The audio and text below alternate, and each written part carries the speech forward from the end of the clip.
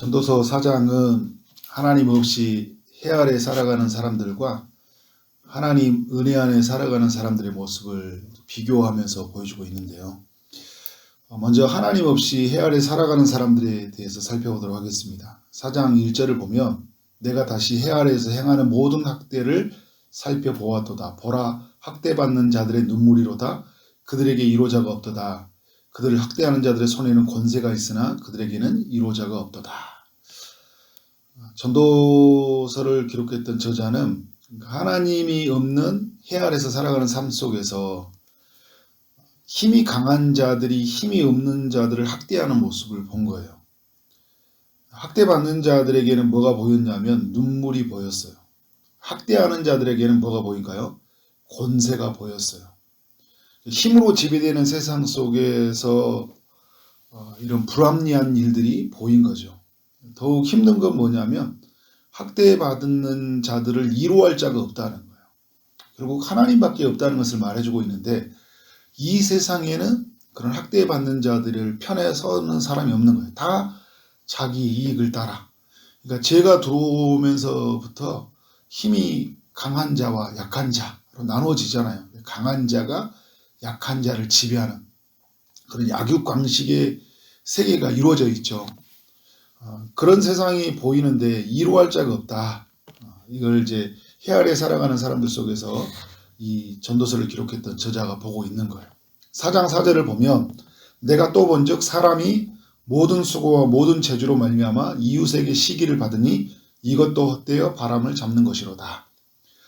전도자가 기록했던 저자가 해 아래에서 살아가는 사람들의 또 어떤 모습을 보냐면 모든 수고와 재주로 일을 하고 있는데 이런 사람이 인정을 받고 사랑을 받아야 되잖아요. 그런데 뭘 받고 있어요? 이웃에게 시기를 받고 있는 거예요. 잘하면 박수를 친 게 아니라 시기를 하는 세상을 본 거예요. 너무 잘하면 거기 안에 굴복해서 아부를 하고 있거나 그죠? 시기를 하고 있는 모습들을 본 거예요. 헛된 거죠. 이런 걸 바라보면서 한숨이 나오잖아요. 와, 이제 이런 표현이에요. 이게 세상이구나. 이거 우리도 많이 경험하잖아요. 인정받지 못하고 사랑받지 못하는 힘으로 지배되는 세상 앞에서 한숨이 나올 수밖에 없는 거죠. 4장 8절에 보면 어떤 사람은 아들도 없고 형제도 없이 홀로 있으나 그의 모든 수고에는 끝이 없도다.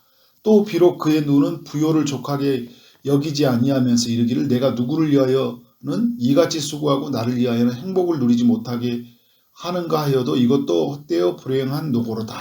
이렇게 말을 하고 있어요. 어떤 사람이 아들도 없고 형제도 없이 홀로 살아가는 사람이에요. 그런데 그의 모든 수고에는 끝이 없어요. 홀로 살아가는데 힘들게 일을 해야 돼요. 이 사람의 문제는 또 뭐냐면 그러면 만족이라도 있어야 될 거 아니에요. 혼자 사는 것도 괜찮다. 자식이 없어도 괜찮다. 그래도 하나님이 내게 복 주시고 은혜 주신다. 이렇게 살아가면 돼요. 내 은혜가 내게 족하도다. 이렇게 살아가면 되는데 뭐가 없어요? 만족이 없는 거예요. 자신의 삶을 뭐라고 생각하냐면 불행으로 여기는 거예요. 내가 어떻게 하다가 내 인생으로 이렇게 혼자 자식도 없을까? 나에게는 형제도 없이 왜 나는 이렇게 홀로 살아가는 인생일까? 막 이렇게 하면서 자신의 삶을 불행으로 여기고 있는 거예요. 그러니까 늘 이런 삶을 보면서 어떤 삶이 된 거예요? 후회가 되고 한숨이 나오는 거죠. 근데 여러분 오늘 이 4장에 보면 하나님의 은혜 안에 살아가는 사람들의 이야기가 중간중간에 나와요. 그러니까 해 아래 살아가는 사람, 죄에 빠진 세상 안에서 탄식하며 사는 사람들이 있는가 하면 하나님 은혜 안에서 만족하며 사는 사람들의 이야기가 있어요. 자, 4장 6절을 보면 두 손에는 가득하고 수고하며 바람을 잡는 것보다 한 손에만 가득하고 평온함이 나으니라 이야기를 하고 있어요. 네, 여러분 이 5절에 보면 우매자는 팔짱을 끼고 있으면서 자기의 몸만 축내는도다 이야기를 하고 있죠. 그러니까 우매자라는 것은 미련한 자예요. 하나님의 은혜 밖에 있는 사람들이 해 아래 살아가는 사람들의 이야기예요. 그냥 삶을 어떻게 살아가고 있어요? 팔짱을 끼고 자기의 몸만 축내고 살아가는 사람들이에요. 그런데 하나님의 은혜로 살아가는 사람들은 어떤 사람들이냐면 두 손에는 가득하고 수고하며 바람을 잡는 것보다, 그러니까 이 땅에 살아가는 사람들은 뭔가 두 손에 가득해야지만이 만족을 누리는 사람들이에요. 그런가 하면 4장 5절에 어떤 사람은 아예 둘 다 놔버리고 자기의 몸만 축내는 사람이 있고, 어떤 사람은 정말 수고해서 소유를 얻으려고 하는 사람들이 있어요. 그런데 하나님의 사람들, 은혜 안에 살아가는 사람들은 어떻게 살았냐면 한 손에는 가득해요. 그러니까 무슨 말이냐면 한 손에는 열심히 살아간다는 거예요. 소유를 얻기 위해서, 전문가가 되기 위해서. 그래서 저축도 하고 일도 열심히 하는 거죠. 그런데 여러분, 두 손으로 다 살지 않아요. 다른 한 손은 뭘 하고 살아가고 있어요? 다른 한 손에는 평온함이 있다는 거예요. 그러니까 한 손에는 평온함을 붙잡고 한 손에는 열심히 일을 하는 삶을 붙잡고 있다는 거예요. 이게 팀켈러 목사님이 그 일과 영성에서 그런 표현을 쓰고 있잖아요. 한 줌에는 열심히 일을 하고 한 줌에는 평안함을 찾는다. 그러니까 무슨 말이냐면 일이 중요하지만요. 우리는 일을 하면 살아야 되지만 일이 전부라고 생각하지 않는다는 거예요. 일 이상의 가치가 있다는 거예요. 돈이 중요해요. 소유가 중요해요. 그런데 그게 전부가 아닌 걸 알고 살아간다는 거예요.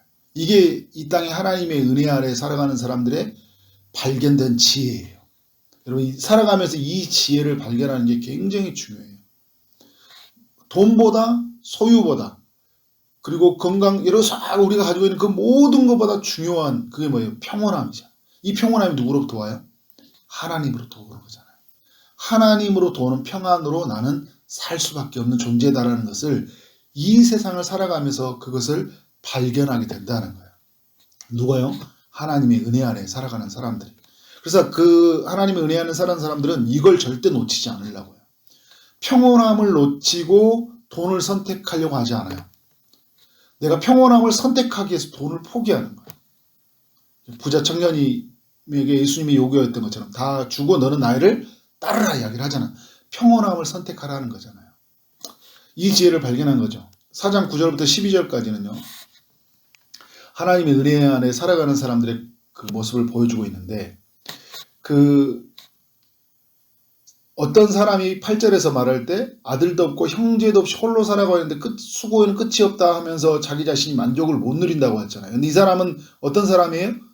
홀로 살아가는 사람인데 낙을 누리지 못하고 살아가는 사람이에요. 그런데 여러분, 하나님의 은혜 안에 사는 사람들은 어떤 사람일까요?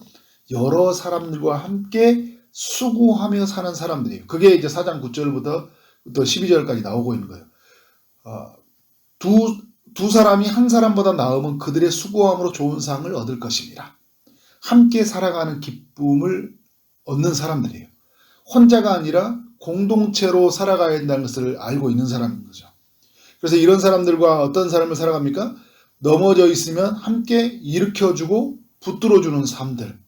그리고 옆에 있어줌으로 말미암아 서로에게 따뜻함이 되어주는 사람. 그래서 두 사람이 함께 누우면 따뜻하거니와 한 사람이면 어찌 따뜻하랴. 부부의 관계를 말하는 것들인데 공동체의 관계를 이야기하고 있는 거잖아요. 그래서 두 사람이 있을 때 따뜻함을 갖게 된다. 이거 가치를 알게 되는 거예요. 하나의 줄은 끊어지지만 세 겹줄은 어떻게 한다고요? 쉽게 끊어지지 않는다. 홀로 있어야 되는 것이 아니라 나는 공동체 속으로 살아가야 된다. 언약의 백성들과 함께 있어야 된다. 그리스도의 몸을 이루어야 된다. 그것이 나에게 참된 행복이구나. 그래서 여러분, 내가 교회를 찾고 하나님의 사람들을 찾으면서 뭘 찾는 거예요? 진정한 행복을 찾는 거잖아요. 하나님의 사람들의 특징이 이거예요. 하나님의 사람들 속으로 들어가요. 은혜 안에서 은혜를 누리는 거예요. 하나님의 공급하심이 각 사람들을 통해서 내게 전달해 온다는 것을 어떻게 한다는 거예요? 알게 되는 거예요. 여러분, 이게 인생의 지혜라는 거예요. 살아가는 동안 이 원리를 아는 것. 공동체 속에 들어가야 되구나. 두세 사람이 모인 곳은 내가 그들 중에 있느니라. 주님이 말씀하셨잖아요. 그러니까 내가 하나님의 사람들 함께 있을 때 주님이 그곳 가운데 임재하셔서 우리에게 은혜를 베풀어 주시고 우리에게 모든 필요를 제공해 주신다는 것을 알게 되는 거잖아요. 인생을 살아가는 동안, 그래서 여러분, 우리가 하나님의 은혜를 발견한다는 건 뭐냐면 그 공동체 속으로 우리가 들어가게 된다는 거예요. 이 가치를 알게 되고. 자, 4장 13절의 이하를 보면 또 하나님의 은혜로 살아가는 사람과 그 은혜 밖에 있는 사람들의 삶에 이야기하고 있는데, 하나님의 은혜로 살아가는 사람은 누구냐면 가난한 사람인데 지혜로운 사람이라고 해요. 그런데 은혜 밖에 있는 사람, 해 아래 있는 사람은 어떤 사람이에요? 오늘 말씀에 보면 늙고 둔하여 경고를 더 받을 줄 모르는 왕이라고 이야기해요. 왕은 어떤 사람이에요? 다 가진 사람이에요. 가난한 사람은 어떻게 사람이에요? 젊은이는 아무것도 갖지 못하는 사람이에요. 그런데 이 가난한 사람은요, 지혜롭다는 것은 귀가 열렸던 것 같아요. 경고를 받을 줄 아는 사람, 하나님의 소리를 들을 수 있는 사람, 사람의 소리를 들을 수 있는 사람이었어요. 그런데 왕은 다 가졌는데 귀가 닫힌 사람이에요. 경고를 들을 줄 모르는 사람. 이 세상의 지혜를 가지고 살아갈 뿐이에요. 그런데 가난한 사람은 뭐예요? 하나님의 지혜로 사는 사람이에요. 근데 이 가난한 사람이 어떤 일이 일어난 것 같습니까? 감옥에 들어갔어요. 하나님의 지혜로 살다 보니까 감옥에 들어갔어요. 근데 감옥에 들어가는데 뭐가 됐어요? 왕이 되었어요. 나오고 나니까. 왕은 점점 나락으로 떨어져 가는데 가난한 지혜자는 점점 높아져서 뭐가 됩니까? 왕이 되었어요. 근데 하나님의 은혜 안에 살아가는 사람들은 어떤 삶을 살아야 되는지를 보여주고 있어요. 근데 여러분, 오늘 말씀이 마지막 자리 되게 우리에게 의미심장한 이야기를 던지고 있어요. 그의 치리를 받는 모든 백성들이 무수하였을지라도 후에 오는 자들은 그를 기뻐하지 않느냐니 이것도 헛되어 바람을 잡는 것이로다. 이 젊은이가 왕이 됐거든요. 그래서 많은 사람들이 따랐어요. 그런데 후에 있는 사람들이 그를 기뻐하지 아니하였다는 거예요. 왜요? 그도 먼저 기가 둔하여 닫힌 왕처럼 살아가 버렸으니까. 그래서 헛된 것이구나 했는데, 결국 자기 자신도 하나님의 은혜 안에 살아가는 것보다 뭐가 있게 된 거예요? 그 왕의 자리에서 그 부요와 그 힘의 방식에, 학대하는 자들의 삶의 방식, 이것에 살아가다 보니까 결국 다른 사람들도 저 사람에게서는 어떤 것들이에요? 아무것도 내가 배울 것이 없구나. 후회가 되는 거잖아요. 그런 면이 이제 드러난 거예요. 그래서 오늘 말씀이 우리로 하여금 또 겸손하게 하는 거죠. 말씀을 정리하면 오늘 해 아래 살아가는 사람들의 이야기와 하나님의 은혜 아래 살아가는 사람들의 이야기를 우리가 살펴볼 수 있었어요. 사장을 통해서. 힘이 강한 자들이 지배하는 세상, 시기하는 세상, 게으른 세상, 만족과 행복을 누리지 못하는 세상, 아무 소리도 듣지 못하는 사람들의 세상, 이게 바로 해 아래 살아가는 사람들의 이야기예요. 여러분, 우리는 이런 세상 속에서 어떤 이야기를 남기고 살아야 될까요? 이들과 같이 함께 경쟁하고 이들과 같이 학대받는 자들이 되지 않게 해서 더 강한 힘을 얻어서 그들을 지배하려고 살아가야 될까요? 아니면 하나님 은혜 안에 살아가는 사람들의 이야기처럼 한 줌에는 열심히 일을 하지만 다른 한쪽에는 주님의 그 평온을 찾기 위해서 살아가는 사람들. 그래서 열심히 사는 것보다 더 중요한 가치가 있다는 것을 여기고, 그리고 공동체와 함께 살아가는 사람, 그리고 누군가의 조언과 충고를 겸허히 듣는데요, 끝까지 듣는 사람, 마지막에 변질되어 버린 사람이 아니라, 처음에는 하나님의 은혜로 참여했으나 나중에는 육체로 멸망해 버리는 사람이 아니라 정말 끝까지 하나님의 은혜에 붙들려 사는 사람, 그런 삶을 살아야 된다는 것을 이 전도서 저자가 우리에게 교훈해 주고 있습니다. 오늘 그렇게 살아가는 여러분 삶 되어지기를 주님 이름으로 축원합니다. 아멘. 기도하도록 하겠습니다. 하나님 아버지, 전도서 4장을 통하여 우리에게 교훈하여 주셔서 감사합니다. 하나님, 해 아래 살아가는 사람들처럼 그렇게 힘으로 살아가지 않고 시기하며 살지 아니하고 행복을 누리지 못하는 그런 삶이 아니라 은혜 아래에 살아가면서 정말 열심보다 더 중요한 그 평온함을 찾고 공동체와 함께 한 몸을 이루면서 하나님, 누군가의 말에 귀를 기울이며 끝까지 겸손하게 주의 은혜를 나타내는 그런 삶을 살아가는 우리 모든 성도들의 삶이 되도록 역사하여 주옵소서. 주님이 함께하여 주길 원합니다. 참된 지혜로 살아가는 하나님의 권속들이 되도록 인도하여 주옵소서. 하나님, 오늘 또 주의 응답을 기다리는 이들에게 찾아가셔서 은혜를 베풀어 주시길 원합니다. 아픔 중에 있는 이들에게 치유의 강선을 비춰주시고 고쳐주신 은혜가 있게 하여 주옵소서. 취업을 준비하고 결혼을 준비하고 임신을 준비하고 출산을 준비하는 모든 이들에게 한없이 크신 하나님의 사랑을 부어 주옵소서.